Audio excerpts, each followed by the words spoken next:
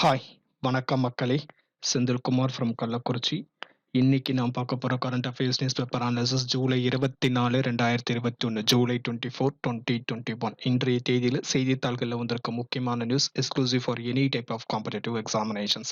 வீடியோக்குள்ளே போகிறதுக்கு முன்னாடி த சேம் ஸ்டோரி சேனலுக்கு மறக்காமல் சப்ஸ்கிரைப் பண்ணுங்க. அப்போ தான் போடுற ஒவ்வொரு வீடியோ நோட்டிஃபிகேஷன்ஸ் வரும் உங்களால் பார்க்க முடியும். வீடியோ பிடிச்சிருந்தா கண்டிப்பாக லைக் பண்ணுங்க, உங்கள் ஃப்ரெண்ட்ஸை சொல்லி ஷேர் பண்ணுங்க. கீழே இருக்கிற கமெண்ட்ல உங்கள் ஃபீட்பேக் அண்ட் சஜஷன்ஸ் மறக்காமல் தந்துருங்க. Here comes the newspaper analysis for July 24, 2021. First one, 97th Amendment Act 97வது சட்ட திருத்தம். அது ஆக்சுவலாக நேற்றுக்கு நான் நியூஸ் பேப்பர் வீடியோவில் அப்டேட் பண்ணியிருக்கணும். நேற்று கொஞ்சம் லென்த்தியாக போகக்கூடாதுன்றதுக்காக அதை நான் இன்னைக்கு சேர்த்துருக்கேன். 97வது சட்ட திருத்தம். ஸோ சமீபத்தில் 3 நபர் கொண்ட உச்ச நீதிமன்றம் நீதிபதிகள் ஒரு சில பகுதிகளை நீக்கியிருக்கிறாங்க. ஓகேங்களா? எந்த பகுதி அப்படின்னா பகுதி 9B இந்திய அரசியலமைப்பு இருக்குல்ல, பகுதி 9Bல ஒரு சில விஷயங்களை மட்டும் உச்சநீதிமன்ற நீதிபதிகள் நீக்கி இருக்கிறாங்க. ஸோ அது அந்த பகுதி 9B part 9B 97th amendment act 2011 கீழே வருது. ஓகேங்களா? Part 9B was inserted by 97th amendment act 2011. It deals with incorporation, terms of members of board and its office bearers and effective management of cooperative societies. Put it in simple, கூட்டுறவு சங்கங்களை பற்றி இந்த சட்ட திருத்தம் கூறுகிறது. பகுதி 9B cooperative societies. The Supreme Court judgment, however, held that Part 9B of the Indian Constitution dealing with the functioning and incorporation of multi-state cooperative societies will be operative. அதாவது cooperative அந்த கூட்டுறவு சங்கங்களை முற்றிலுமாக அவங்க நீக்கல. அதுல ஒரு சில விஷயங்களை மட்டும்தான் நீக்கி இருக்கிறாங்க. பகுதி 9B சட்டப்படி செல்லும் அப்படின்ற மாதிரியும் சொல்லியிருக்காங்க. ஆனா ஒட்டுமொத்தமாக 97வது சட்ட திருத்தம் 2011 உச்சநீதிமன்றம் நீக்கவில்லை. Struck down the certain parts of the Part 9B தான். Struck down the certain parts of Part 9B of the Indian Constitution. 3 நபர் கொண்ட உச்ச நீதிமன்ற நீதிபதிகள் நீதியரசர்கள் நரிமன், ஜோசப் மற்றும் கவாய் இந்த 3 பேர் மட்டும் ஒரு சில பகுதிகள், ஓகேங்களா, ஒரு சில விஷயங்களை பகுதி 9Bல இருக்கிறத நீக்கி இருக்கிறாங்க. பகுதி 9B 97வது சட்டம் 2011 படி இந்திய அரசியலமைப்பில் சேர்க்கப்பட்டது. இது எதை பற்றி அப்படின்னா கோஆபரேட்டிவ் சொசைட்டிஸ் கூட்டுறவு சங்கங்கள் பற்றி சேர்க்கப்பட்டுள்ளது. ஸோ சமீபத்தில் ஒன்றிய அரசு புதிதாக ஒரு அமைச்சரவை அமைச்சர் துறை உருவாக்குனாங்க. கோஆபரேட்டிவ் மினிஸ்ட்ரி ஃபார் கோஆபரேஷன் கூட்டுறவு ஒரு தனி அமைச்சரை உருவாக்கி இருந்தாங்க. ஸோ உள்துறை அமைச்சராக இருக்கிற திரு அமித்ஷா அந்த துறையை கூடுதலாக கவனிப்பாங்க. சமீபத்தில் நடைபெற்ற ஒன்றிய அமைச்சரவை மாற்றத்துல இதெல்லாம் சரி செய்யப்பட்டது. 97வது சட்ட திருத்தம்.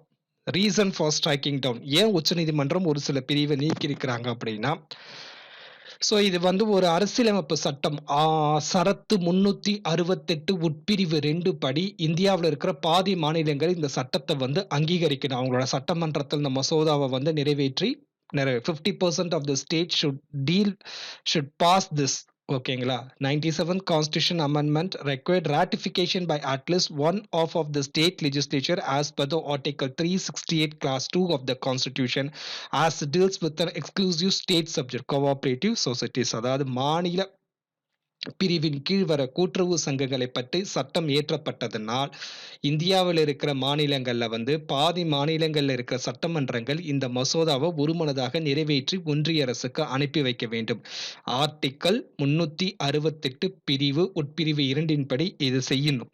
ஆனா இதுக்கு செய்யவே இல்லை. as the ratification was not done, 97th amendment has been struck down. ஓகேங்களா? இந்த மாதிரி ஒருமனதாக மாநில சட்டமன்றங்கள் அந்த மசோதாவை நிறைவேற்றாத காரணத்திற்காக இதை நீக்குவதாக உச்சநீதிமன்றம் கூறியிருக்கிறது. இதே ரீசனை சொல்லி முன்பு ஒரு காலத்துல குஜராத் உயர்நீதிமன்றமும் இதை நீக்கியிருக்கிறாங்க. 2011 in 2013 the Gujarat High Court had also struck down part of the Constitution 97th Amendment Act 2011 citing the same reasons. 97th Constitution Amendment Act 2011 என்ன சொல்லுது? Passed by the Parliament on December 2011. December 2011 பாராளுமன்றத்தால் இந்த மசோதா நிறைவேற்றப்பட்டது. India முழுக்க நடைமுறைக்கு அமல்படுத்தப்பட்ட நாள் பிப்ரவரி 15, 2012, February 15, 2012. The change amended Article 19 Class 1 Subclass C to give protection to the cooperatives. சரத்து 19 உட்பிரிவு 1 பிரிவு 1 உட்பிரிவு C இன் கீழே வந்து கூட்டுறவு சங்கங்களுக்கு பாதுகாப்பு அளித்தல வந்து மாற்றி அமைக்கப்பட்டது. அதே மாதிரி புதிதாக சரத்து 43B மற்றும் புதிதாக ஒரு பகுதி 9Bஐ இயற்றப்பட்டது. 97 Constitution Amendment Act வந்து amended the Article 19 Class 1 Subclass C, inserted new Article 43B and Part B. 97வது சட்ட திருத்தம் 2011 சரத்து 19 1C ஆகிய அந்த சரத்தை வந்து மாற்றம் செய்தது மற்றும் புதிதாக சரத்து 43Bயை இந்திய அரசியலமைப்பில் உள்நுழைத்தது மற்றும் புதிதாக பகுதி 9Bயை அரசியலமைப்பில் உள்நுழைக்கப்பட்டது. இது 3 விஷயம் தான் 97 கான்ஸ்டிடியூஷன் அமெண்ட்மெண்ட் ஆக்ட் 2011க்கு ரொம்ப முக்கியம். ஸோ இப்போ இந்த 2 ஆர்டிக்கிளுக்கு என்ன வித்தியாசம்? சரத்து 19 clause 1 sub clause C, freedom to form associations or unions or cooperative societies subject to certain restriction. ஓகேங்களா? ஒரு சங்கம் அமைத்தல் இல்லை ஒரு யூனியன் ஒரு கூட்டுறவு சங்கங்கள் அமைத்ததுக்கான சுதந்திரம் தரப்படுகிறது வித் சம் ரெஸ்ட்ரிக்ஷன்ஸ். ஒரு சில நிபந்தனைகளுக்கு உட்பட்டு இந்த சங்கங்களை நீங்கள் அமைக்கலாம் அப்படின்ற விதி வந்து article 19 clause 1 sub clause C. அதே ஆர்டிகிள் 43B அப்படிங்கிறது state shall endeavour to promote voluntary formation, autonomous functioning, democratic control and professional management of the cooperative society. கூட்டுறவு சங்கங்களுக்கு சுதந்திரமான செயல்பாடுகளுக்கு மாநிலங்கள் வந்து ஒத்துழைக்கணும். அதே மாதிரி அதில் ஜனநாயகம் காக்கப்பட வேண்டும் மற்றும் அந்த கூட்டுறவு சங்கங்களோட ஆடிட் ப்ரொஃபஷன்ஸ் வந்து பெர்ஃபெக்டா மேனேஜ்மெண்ட் படி நடக்க வேண்டும் அப்படிங்கிறது வந்து சரத்து 43B கூறுகிறது. Next analysis for July 24, Tamil Nadu state vigilance and monitoring committee. ஊழல் தடுப்பு குழு வந்து தமிழக அரசால் மாற்றி அமைக்கப்பட்டுள்ளது. Tamil Nadu government has reconstituted the state vigilance and the monitoring committee under the chairmanship of chief minister Mr. M.K. Stalin. So இதன்படி புதிய உறுப்பினர்களாக நிதித்துறை அமைச்சராக இருக்கிற திரு பழனிவேல் தியாகராஜன் இருப்பாரு.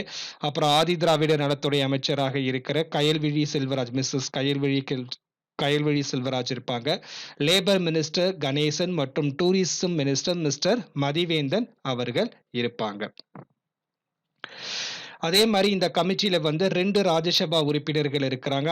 அதிமுகவை சேர்ந்த சந்திரசேகரன் மற்றும் திமுகவை சேர்ந்த செல்வராசு அவர்களும் இந்த குழுவில் இருக்கிறாங்க. அதை தவிர 7 மக்களவை உறுப்பினர்கள் மற்றும் 43 சட்டமன்ற உறுப்பினர்களும் இந்த குழுவில் இருக்கிறாங்க. Tamil Nadu state vigilance and monitoring committee has been ரீகான்ஸ்டிடியூட்டட்.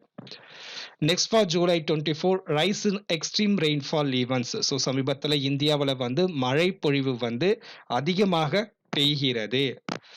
Amid the revival of the monsoon since the second week of July, there has been a significant variation in the rainfall across the country. So தென்மேற்கு பருவமழை துவங்கிய காலம் முதல் வந்து rainfall variations, அதாவது எப்பயுமே அதிகமாக பெய்ய வேண்டிய இடங்கள்ல வந்து குறைவாகவும் எப்போதுமே மழை வந்து குறைவாக பெய்ய வேண்டிய இடங்கள்ல வந்து அதிகமாகவும் பெய்திருக்கிறது இந்த தென்மேற்கு பருவமழை. So it is a variation in the rainfall across the country.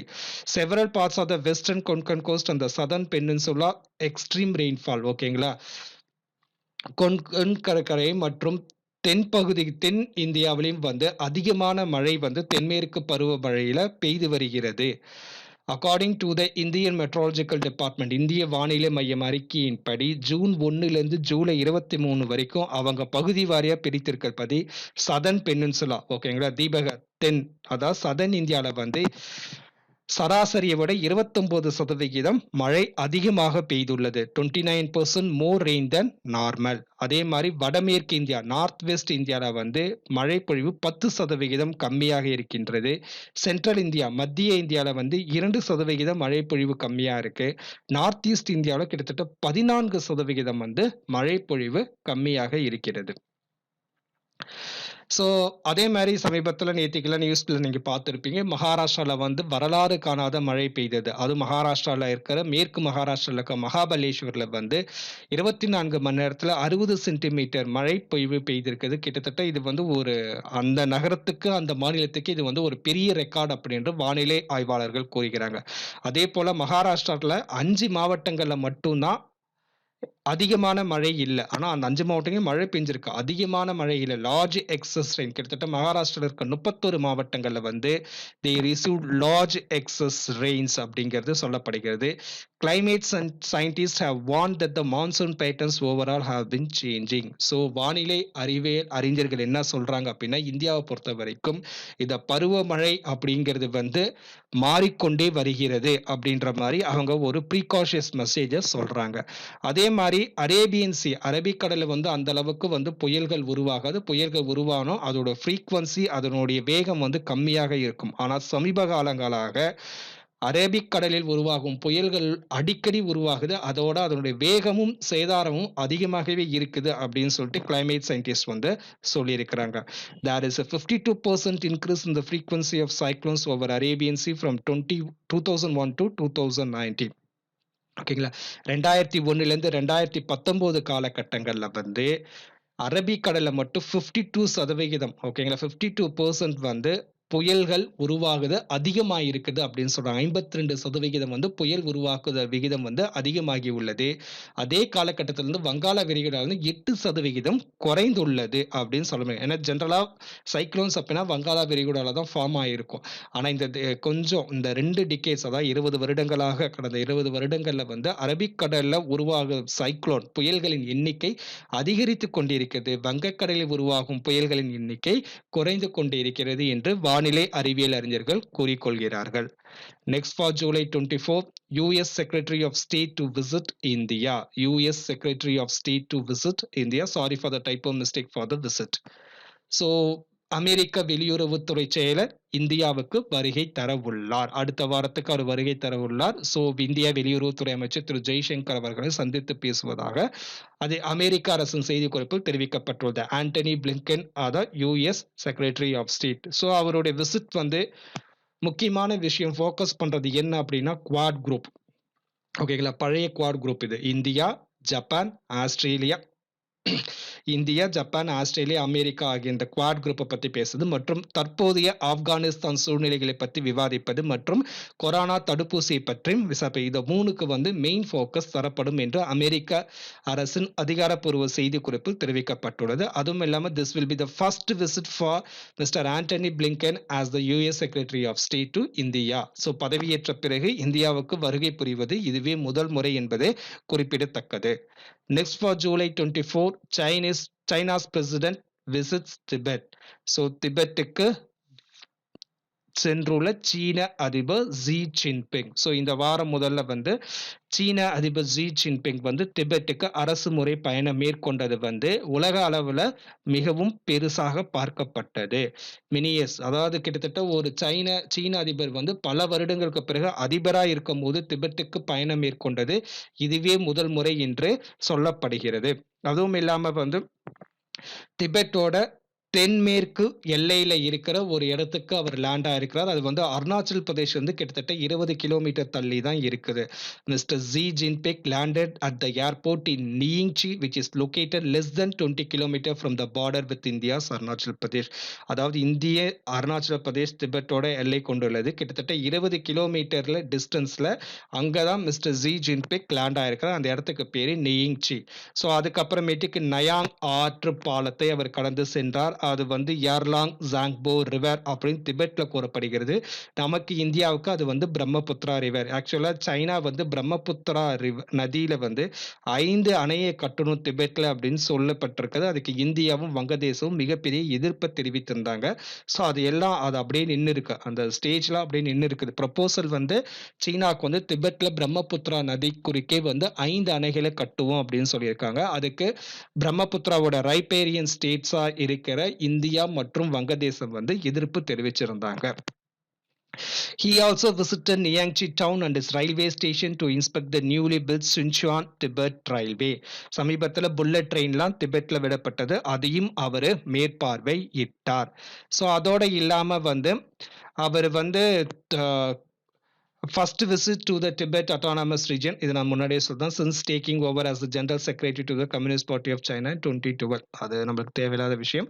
அதான் ஃபர்ஸ்ட் விசிட் சீன அதிபராக இருக்கிற ஒருத்தர் வந்து திபெட்டுக்கு மேற்கொண்டது வந்து சமீபத்தில் இவரே முதல் முறை. அதோட இல்லாமல் ஹி டிராவல் டு திபெத் தலைநகரம் என்று சொல்லப்படுகிற லாசாக்கு அவர் டிராவல் பண்ணாரு. அங்க வந்து பொட்டாலா அரண்மனை, ஓகேங்களா, பொட்டாலா பேலஸ், அதுக்கும் அவர் விஜயம் செய்தார். ஸோ இந்த பொட்டாலா பேலஸ் என்ன அப்படின்னா தலாய் லாமாக்கள் இருக்கக்கூடிய ட்ரெடிஷ்னல் ஹோம், இதுதான் பாரம்பரிய வீடு. தலாய் லாமாக்கள் தங்கியிருக்கும் பாரம்பரிய இடம் வந்து பொட்டாலா அரண்மனை. அந்த அரண்மனைக்கும் சீன அதிபர் விஜயம் செய்ததுதான் மிகவும் முக்கியமாக கருதப்படுகிறது. அதோட இல்லாம ட்ரீபுங் மொனாஸ்ட்ரியும் அவர் விசிட் பண்ணார். மொனாஸ்ட்ரி அப்படிங்கிறது இந்த இடத்துல புத்திஸ்ட் மாங்க் சென்டர் மாதிரின்னு வச்சுக்கோங்க. ட்ரீபுங் மொனாஸ்ட்ரிக்கும் அவர் விசிட் செய்துள்ளார். Next for July 24, one-liners. Ministry of Social Justice and Empowerment to organize the 5th Northeast India Traditional Fashion Week virtually. காணொளி காட்சி மூலமாக 5வது வடகிழக்கு இந்தியா பாரம்பரிய ஃபேஷன் வாரத்தை விர்ச்சுவலாக நடைபெற போகிறது. நெக்ஸ்ட் ஒன், பகரீதி அம்மா, கேரளாவில் இருக்கும் 105 வயது பாட்டி அவர்கள் காலமானார். ஸோ இவர் ரொம்ப அட்டென்ஷன் என்னன்னா 105 வயசுல வந்து அவர் வந்து அவங்க 105 வயசுல வந்து 10th எக்ஸாம் எழுதினாங்க. இப்போ வந்து அவங்களுக்கு 107 வயசு. ஸோ அவங்க இறந்து இருக்கிறாங்க, ஓகேங்களா. 105 வயசுல எஸ்எல்சி எக்ஸாம் எழுதி அனைவரும் கவனத்தையும் ஈர்த்தார். ஸோ அந்த பாட்டி வந்து காலமாயிருக்கா. ஸோ அவருக்கு வந்து பிரதமர் திரு நரேந்திர மோடி ஆழ்ந்த இரங்கல் தெரிவித்திருக்கார். நரேந்திர மோடி அவர்கள் வானொலி மூலமாக பேசும் அந்த மான் கி பாத், மனதின் குரல் நிகழ்ச்சியில வந்து பாகரீதி அம்மாவை பத்தி அவர் பேசியிருக்கிறார். And she was the recipient of the Nari Shakti Puraskar award, ஓகேங்களா. இந்த அம்மா வந்து நாரி சக்தி புரஸ்கார் விருது வாங்கியிருக்கிறாங்க. இந்திய அரசாங்கத்தால் பெண்களுக்காக தரப்படுகிற மிக உயரிய விருது இது. India's highest civilian honour for women வந்து Nari Shakti Puraskar. Next one, President Mr. Ramnath Kovind has appointed Mr. M. Krishnan as the Vice Chancellor of the Central University, Tiruvarur. Thiruvarur இருக்க மத்திய பல்கலைக்கழகத்துக்கு துணைவேந்தராக திரு எம் கிருஷ்ணனை நியமித்து குடியரசுத் தலைவர் ராம்நாத் கோவிந்த் உத்தரவிட்டுள்ளார். Japanese tennis star Naomi Osaka lit the Olympic cauldron. So அந்த Olympic அந்த ரவுண்ட் மாதிரி இருக்கும், அதில் அந்த தீபத்தை ஏற்றுறது வந்து நேத்திக்கு ஒலிம்பிக் அதிகாரப்பூர்வமாக தொடங்கப்பட்டது. அதில் வந்து ஜப்பான் நாட்டை சேர்ந்த டென்னிஸ் வீராங்கனை நவோமி ஒசாகா வந்து அதை ஏற்றி வச்சாங்க. With this, I'm coming to an end for July 24, 2021 current affairs newspaper analysis video. Video பிடிச்சிருந்தா கண்டிப்பா லைக் பண்ணுங்க, உங்க ஃப்ரெண்ட்ஸ் சொல்லி ஷேர் பண்ணுங்க. கீழே இருக்கிற கமெண்ட்ல உங்க ஃபீட்பேக் அண்ட் சஜஷன்ஸ் தந்துருங்க. சேனலுக்கு மறக்காம சப்ஸ்கிரைப் பண்ணுங்க, அப்பதான் நான் போடுற ஒவ்வொரு வீடியோவும் உங்க நோட்டிஃபிகேஷன்ஸ் வரும், உங்களால பார்க்க முடியும். Thank you for watching the video and be safe.